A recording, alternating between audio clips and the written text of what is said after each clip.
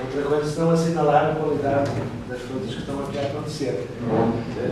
Depois podemos ter um bocadinho, depois vamos ter agora o Rodrigo Araújo, que nos vai falar, enquanto o Flávio nos falou da expressividade, o Rodrigo vai nos falar do silêncio, e o Rodrigo é investigador aqui da FLUP, e eu muito lhe agradeço a presença aqui e passo a palavra com todo o gosto. Muito bom dia a todos. Eu faço doutoramento aqui no Instituto de Filosofia e estou a fazer uma tese já por acabar sobre o silêncio em Teixeira de Pascoais, que por si é um tema muito complexo, porque o silêncio em Pascoais possibilita, tem muitas dimensões numa obra tão grande. Mas eu vou falar aqui especificamente sobre O Doido e a Morte, que é uma obra de 1913, mas eu vou partir do Doido e a Morte e tratar também de outros textos, porque eu acho que o Pascoais é um autor que possibilita o seu leitor bailado com outras obras. Né? Lemos uma obra do Pascoais já também lendo outras obras, então tem uma frase do Bailado que eu gosto muito, que já no final ele diz que há uma valsa do silêncio. Eu acho que essa é a valsa também do seu leitor. Não é? Nós dançamos ali no Pascoais com vários textos. Portanto, minha apresentação está dividida em 3 partes. A primeira é uma parte muito introdutória do autor, que eu intitulei O Autor e o Seu Processo Criativo. Na segunda parte, vou falar sobre a relação silêncio e saudade, no Doido e a Morte. E na terceira parte, vou falar sobre o legado de Teixeira de Pascoais, apenas a maneira de deixar pistas para esse legado que a obra de Pascoais deixa para outros autores e podermos continuar na nossa jornada de investigação sempre, porque é um autor que nos possibilita isso. Portanto, passo a leitura do texto. Ao longo de 5 décadas de produção literária, Teixeira de Pascoais desempenhou um grande impulso poético, transitando entre a poesia, a prosa poética, o ensaio, a biografia romanceada, o desenho. O crítico literário Eduardo Portela diz em um ensaio de 2005 que a poesia não é propriedade privada do poema. Colocação que se aplica a Pascoais, que nunca abandonou a poesia nos gêneros que transitou. Toda a obra de Pascoais está permeada de fantasmas, sombras, personagens inanimados que são personificados. Jair Cortesão, em um artigo do número 8 da primeira série da revista A Águia, em 1911, disse, abro aspas, que a sua própria conversa é espectralizada, raiada de aparições, fecho aspas. Também uma obra repleta de lágrimas. Lágrimas interiores, lágrimas que caem do céu, uma poesia muito úmida. Cito um verso de Pascoais, Versos de Água, como diz o poema Há uma fonte que secou de Terra Proibida, de 1901, com lágrimas que não dependem dos olhos, para lembrar do padre Antônio Vieira em um texto sobre as lágrimas de Heráclito. Um poeta pensador, que se dedicou a arquitetar um pensamento sentimental, como diz o próprio Pascoais em O Homem Universal. Um sentimento-pensamento, como bem sintetiza Manuel Ferreira Patrício, no ensaio O Pensamento Antropológico de Teixeira de Pascoais. Numa intersecção entre filosofia e literatura em sua obra, Pascoais muito se assemelha ao filósofo francês Gaston Bachelard, que propôs um pensamento diurno e outro pensamento noturno. Também há em Pascoais um lado diurno, como vemos em Vida Etérea, por exemplo, que eu acho um livro muito primaveril, cheio da primavera, o Vida Etérea, e um outro lado noturno, que vai das poesias de sempre até os últimos livros de poesia do Pascoais. Tratarei aqui do lado noturno de Teixeira de Pascoais. Mas um parênteses. Um não se opõe ao outro, uma vez que Pascoais é um poeta da harmonia, da conciliação. No âmbito desta atmosfera soturna, quero tratar aqui de 2 manifestações da criação em Teixeira de Pascoais. Primeira, a criação de duplos, ou, como vemos nas teorias do duplo, sósias. Sósias que são dependentes do seu criador. Em Terra Proibida, o poeta materializou o medo e a dor, ambos com letras maiúsculas, medo e a dor, como nos poemas Canção Medrosa e Dor Etérea. Em Paraluz, Pascoais materializou a miséria. como podemos conferir no poema Uma Sombra. Materializou a alma, como no poema Treva. Em O Doido e a Morte, a morte é um duplo do doido. Pasquais já tinha materializado a morte em sua obra de estreia, Sempre, onde a morte aparece como uma deusa escura que se veste em branco. Isso é um verso do poema de Sempre.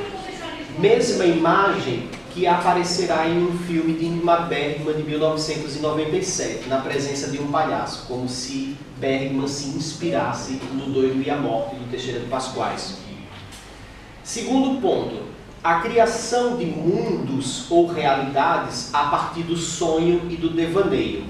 Entre sonho e devaneio, imaginação.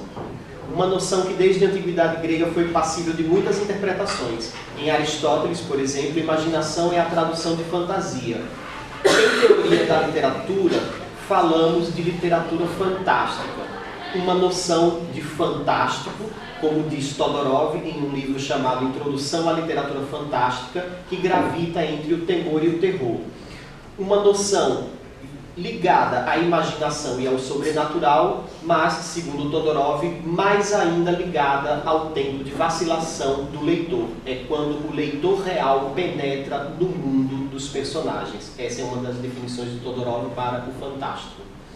Na retórica, encontramos um pedagogo romano de 35 d.C., Quintiliano, que continua a despertar grande interesse nos dias de hoje e que diz que fantasia é uma presentificação daquilo que está ausente. No seu livro Instituição Oratória, livro 6, na segunda parte. A obra de Pasquais tem seu traço sonâmbulo, cheia de devaneios, porque simula mundos, simula a natureza. Natureza mãe, natureza mulher, natureza nua, natureza texto, natureza vida, natureza zoé. Simula realidades e faz desta própria realidade um sonho. Ou melhor, há em Pasquais um sonho acordado.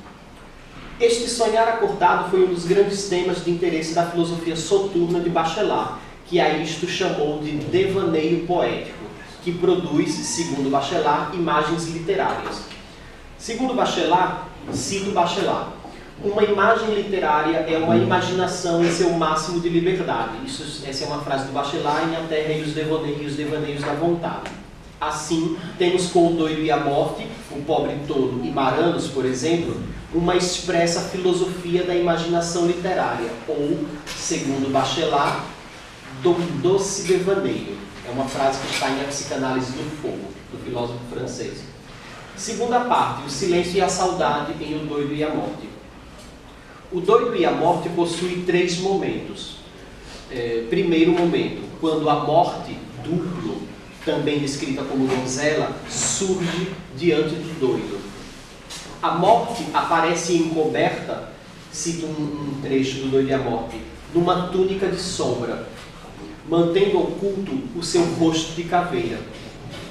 Não há espanto neste primeiro contato entre o doido e a morte. O doido desvela a morte do seu manto como quem desvela o véu de Ísis, na tentativa de desvendar o seu mistério. Pasquais já tinha se referido a este véu no poema Paisagem de Vida Etérea, que é o mesmo véu que há na natureza. Cito o Pasquais. A luz do dia afrouxa e põe na face triste da natureza um véu de seda roxa. Este é um verso do poema Paisagem de Vida Etérea. O mesmo segredo que está em Heráclito quando disse no fragmento 123 que a natureza ama ocultar-se. O segundo momento da obra Doido e a Morte é ela, um véu que oculta a morte. Desvelada a morte, há o contato, o toque. Pasquais humaniza a morte. Pasquais já havia dito no Bailado, cita um trecho do Bailado.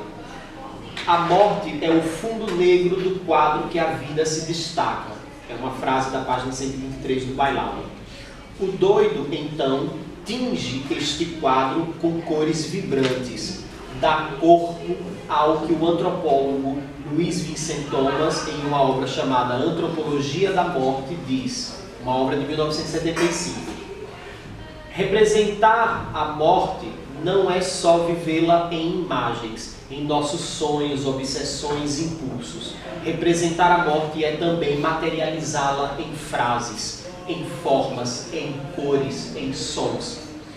Não há distanciamento entre o doido e a morte, e esta quebra é simbolizada pela imagem do beijo. Cito o doido e a morte. Tu és a morte, és mulher, portanto. Desce do teu cavalo e vem comigo, porque o desejo corre em meu sangue. E delirante, o doido vagabundo em suas mãos tomou, beijando-a a fria mão da morte. Mas, em vez que milagre de contato, do moçada sentiu tocar-lhe os lábios, a carne viva, quente, apetecida. Fecho aspas. É quase, há uma coloração muito erótica desse encontro do doido com a morte. O doido destrona a morte do seu cavalo e diz-lhe, cito mais uma vez o doido e a morte: mas a mim que sou doido, revelaste o teu mistério, que afinal é a vida. Aqui já há uma expressa relação entre morte e vida. Terceira parte do doido e a morte. O terceiro momento da obra O Doido e a Morte é o findar desse sonho acordado do doido. Um final aberto, para lembrarmos a obra aberta de Umberto Eco, em que é difícil precisar se o doido e a morte voltarão a se encontrar no dia seguinte, pois trata-se de um sujeito lírico doido, e que tudo fantasia, que tudo cria e que tudo imagina. Faz-nos muito lembrar Guimarães Rosa em sua última obra Tutameia, Terceiras Histórias, uma obra de 1967, que foi publicada antes da morte do autor, por onde passam bêbados e doidos com seus casos de delito e que estão a embriagatinhar. Adoro esse neologismo do Guimarães Rosa. Guimarães Rosa é um mestre em criar palavras e muitas das vezes nós, leitores brasileiros, nem entendemos. Como bem inventou Guimarães Rosa num dos 4 desconcertantes prefácios que há em Tutameia, intitulado Nós os Temulentos. Também lembramos de Miguel Torga, especialmente em um conto intitulado Ovinho, Encontros da Montanha, onde o bêbado Abel, que está a conversar com a sua própria consciência, deita o corpo sobre o comprido chão, acende um cigarro e deita o fósforo ainda aceso sobre o panacho seco do monte, causando um imenso incêndio. A consciência de Abel bem que tenta lhe encorajar a levantar-se e a fazer algo diante do incêndio. Esse é um conto muito atual nos meses de agosto, nos incêndios. Mas a própria consciência, também ébria, vê o incêndio e diz: linda coisa. Nós, leitores, então, perguntamos: como confiar em personagens bêbados e doidos? Faço apenas essa relação do Guimarães Rosa e o Miguel Torga para, nessa posição nossa de leitores, confiarmos nesses personagens. Então, numa obra que é praticamente um teatro de fantasia, como é O Doido e a Morte, e o final do Doido e a Morte é um acordar desse sonho, nós nos perguntamos se esse sonho vai se repetir várias vezes, nesse final aberto que eu cito. Nesse sonho acordado do doido e a morte, sonho e realidade misturam-se. Por isso, o doido muito se assemelha ao tolo do pobre tolo, como se lê no fragmento 82 da obra O Pobre Tolo. É realidade e sonho o pobre tolo. É sonho que se expande no infinito e humana realidade que o concentra. E lhe traça em matéria palpitante os seus limites nítidos e perfeitos. Fecho aspas. O poeta alemão Heine chamou a este espaço fusional de asilo tranquilo, no poema Rêve et Réalité, do livro de canções de 1827. Poema este que reverbera em Pasquais, pois neste poema o sujeito lírico cria um duplo, uma aparição, e os dois põem-se a dançar. A música acaba, mas está sempre a recomeçar à medida que o sonho de um penetra e se mistura no sonho do outro, da figura criada. Neste devaneio poético do doido e a morte, quando o doido já pressente o afastar-se da morte, este vê a saudade deitar-se sobre o colo da paisagem. Cito uma estrofe do Doido e a Morte.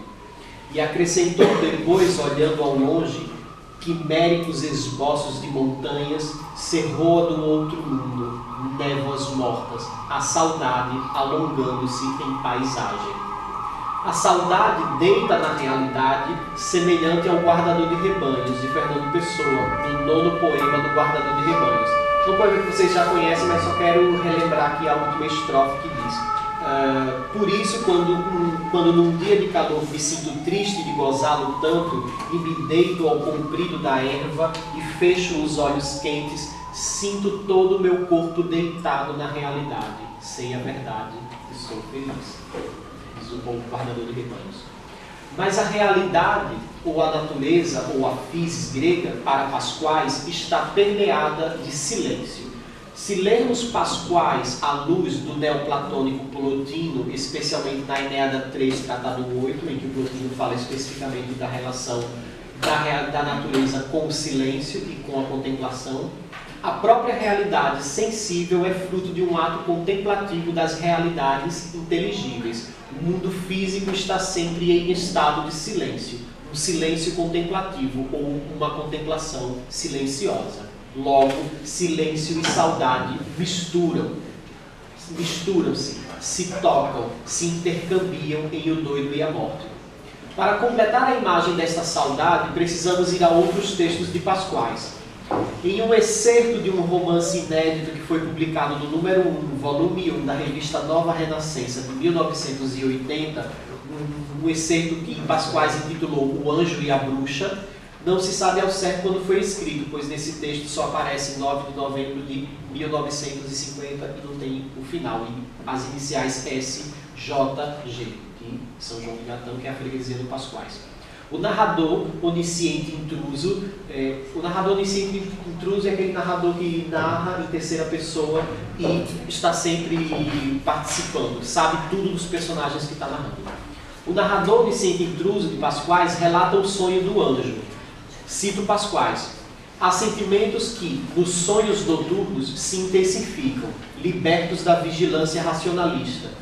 Quem neles sonhava era a saudade, a própria vida das lembranças. Página 18 do Pasquais, fecho aspas. Vê-se aqui que a manifestação da saudade é no soturno. Nesta mesma edição de 1980 da Nova Renascença, resgata um ensaio da ensaísta e poeta portuense Dalila Pereira da Costa sobre o Maranos. Dalila sabiamente notou que é o sentimento em Teixeira de Pasquais que liga o mundo físico e o mundo imaginado, a partir de sua, cito Dalila, experiência íntima e espiritual, assumindo em sua obra, mais uma vez cito Dalila, uma dimensão mística e poética, fazendo de Maranos, um núcleo de Pasquais, um peregrino místico português, numa montanha de iniciação, que é o Marão.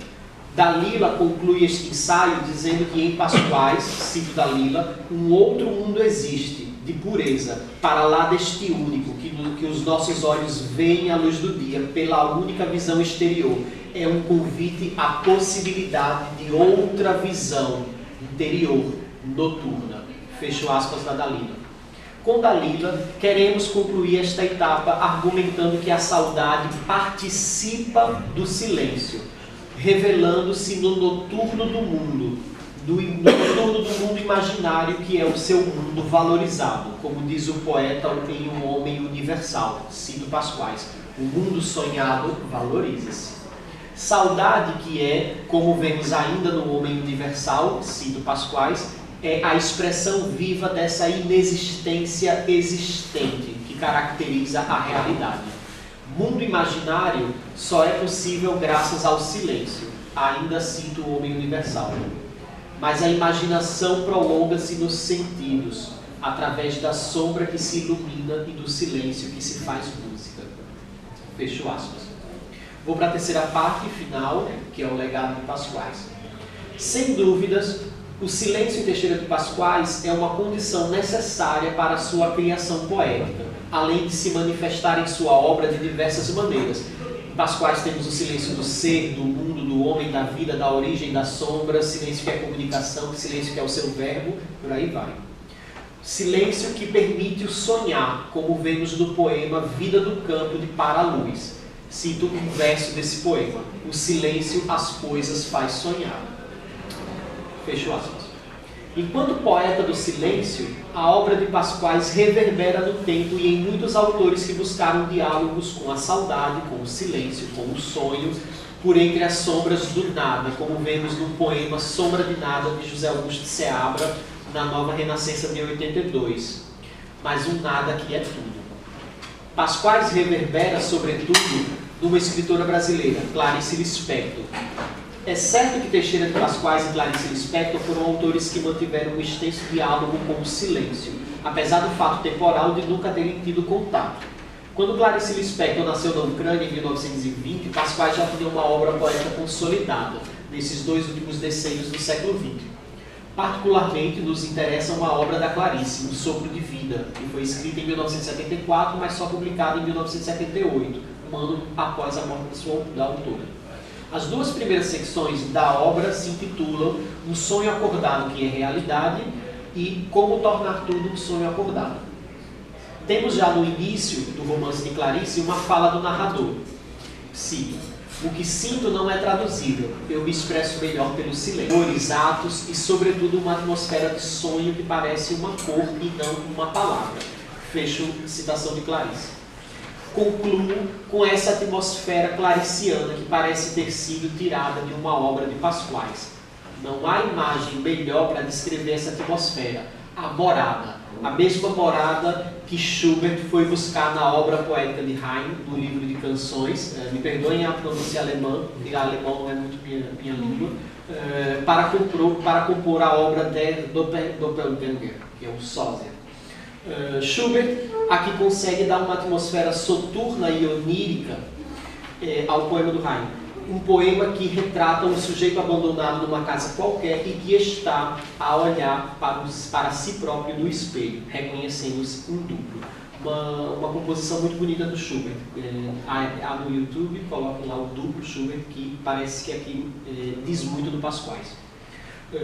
É nesta morada repleta de experiência onírica que o sonhador cósmico Pascoais, de certo modo também Ângela e Clarice Lispector, concretizam uma noção defendida por Gaston Bachelard em A Água e os Sonhos. Cito Bachelard: nós sonhamos antes de contemplar. Essa é uma tese do Água e os Sonhos do Bachelard. Nesta morada, silêncio e saudade podem se intercambiar. Morada que permite ao sonhador um sonho inefável acordado. Esse é um verso do Pobre Touro, onde a saudade pode, enfim, ser uma fina flor feita de silêncio. Era isso, obrigado.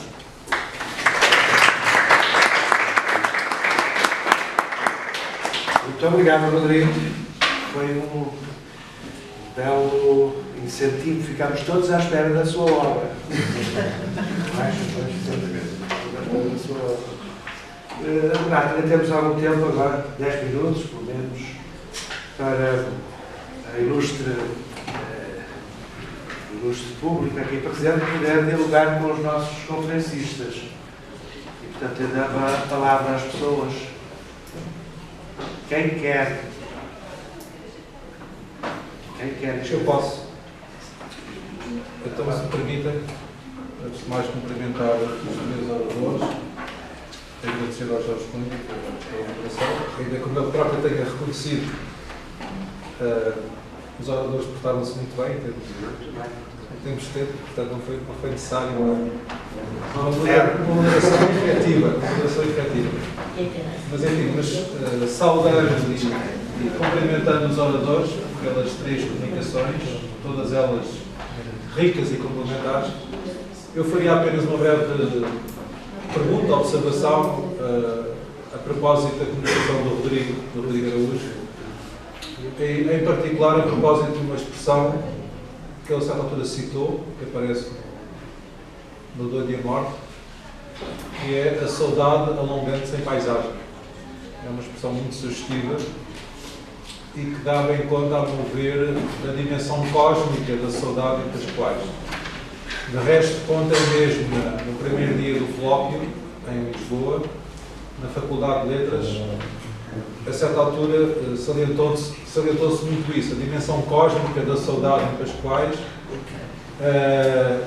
em contraponto, por exemplo, para uma dimensão mais psíquica, mais mental da saudade em Fernando Pessoa.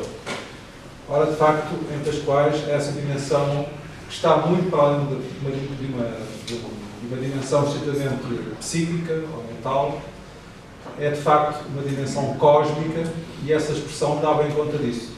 Porque quando se diz que essa concepção da saudade se alonga na paisagem, obviamente há uma série de premissas que convém salientar. Desde logo este trânsito entre a materialidade e a espiritualidade.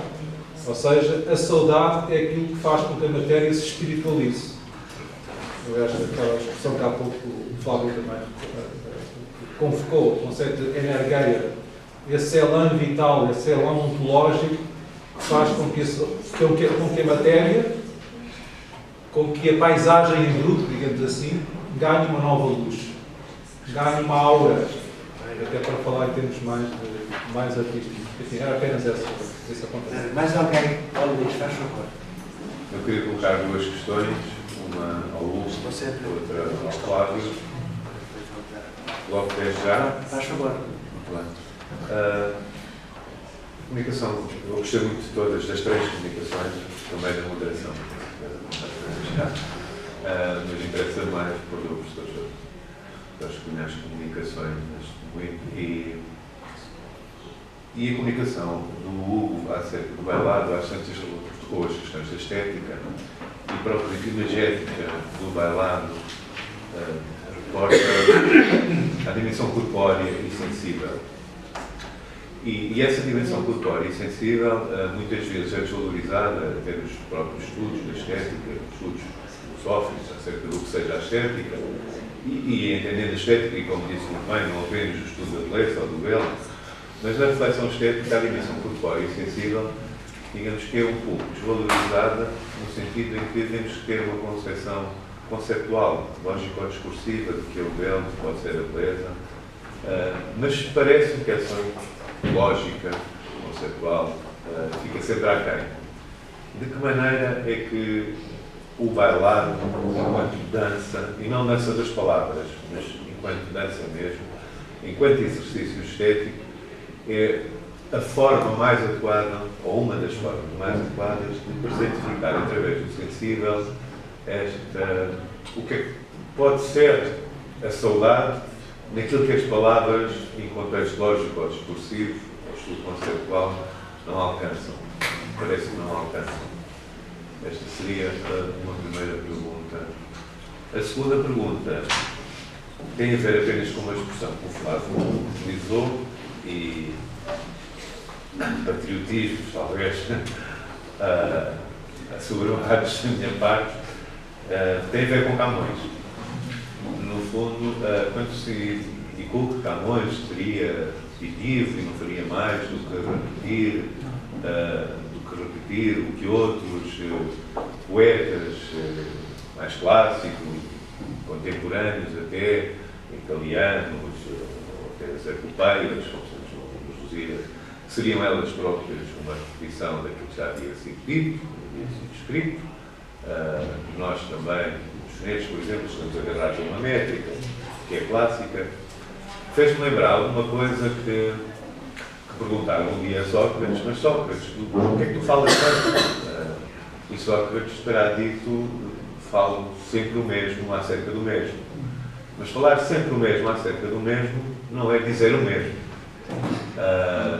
E talvez apontava aí a riqueza do Camões, como muito bem ela sobressaltou na sua exposição a propósito de João de Barros, e sei que Camões não era o alvo da sua reflexão, pelo menos neste momento, mas precisamente reforçar que o próprio João de Barros, aliás, na literatura de príncipes, que é transversal a todos os nascimentos, fala também sempre o mesmo, repetindo as mesmas formas, mas não dizendo o mesmo. Portanto, era só. Obrigado, vamos lá. Já temos mais alguém ainda. E também aquele jornalista fazer uma pergunta ao amigo Flávio sobre a questão da moral. Moral agrupa-se do bem, do mal, do obrigatório, não é? A questão do bem e do mal está no empírico ou na ficção, segundo essa sua onde está? Você falou em distinguir entre o empírico, o imaginário e tal. Onde nós encontramos o bem e a conformidade com a lei? É na empiria? Isto é, quando é que eles falam verdade no seu caso? Não é? Ok. Então começa o amigo Rodrigo. Agora eu faço. Daniela, você está brincando? Não, mas é porque a minha questão se prendia com exatamente essa questão, mas agora do outro lado. Eu cada vez que leio o João de Barros, e porque eu leio muitas vezes com o Thomas Moros por causa da utopia, me surpreende como é que ele é um leitor tão precoce do Thomas Moros da utopia. Existe mesmo, ele é o primeiro a referir em Portugal a utopia do Thomas Moros, os primeiros a referir, e depois há uma série de ligações nas próprias décadas que ele faz a referência a essa ficção mentirosa, mas muito útil para descobrir a potência da realidade, não é? na ficção. E eu perguntava em que medida é que este Imperador Clarimundo não é já uma aplicação à realidade portuguesa de algumas questões da utopia de Thomas Moros com as mesmas ambiguidades. Porque também o Thomas Moros tem uma primeira parte sobre a Inglaterra, que é bastante real, e depois o outro mundo que é possível, porque não tem, tirando as galinhas comideiras e as máquinas de galinhas comideiras, não há impossibilidade nenhuma da utopia de Thomas Moros. Obrigado. O que é português. Obrigado. Então, olha, eu queria dar a palavra aos nossos oradores. Sim, mas então, ok, eu depois falo aos oradores. Então, Rodrigo. Vou dar a passagem para o comentário do Renato, é muito rápido, vou também responder muito brevemente, e como falamos de Nargué aqui na mesa, eu acho que a ideia também de ekphrases em Pascoais leva muito a essa questão cósmica e da imaginação criadora. Está muito relacionado com os grupos que Pascoais cria, portanto passo o tempo para os outros. Para ser o mais sucinto possível, a questão toca uma das minhas fascinações pelo bailado, precisamente porque me parece que o quase conceito bailado, o quase conceito dança, na forma como surge, ora sugerida, ora declarada no registro pascoesiano aqui, é um enorme fecho de sentido. Ele diz a dada altura que é a primeira forma de oração, e ele interpela, aliás, salvo eu, não sei, nunca fiz essas contas, diga-me, até depois coisas fazê-lo, mas talvez seja a obra em que ele mais interpela o leitor,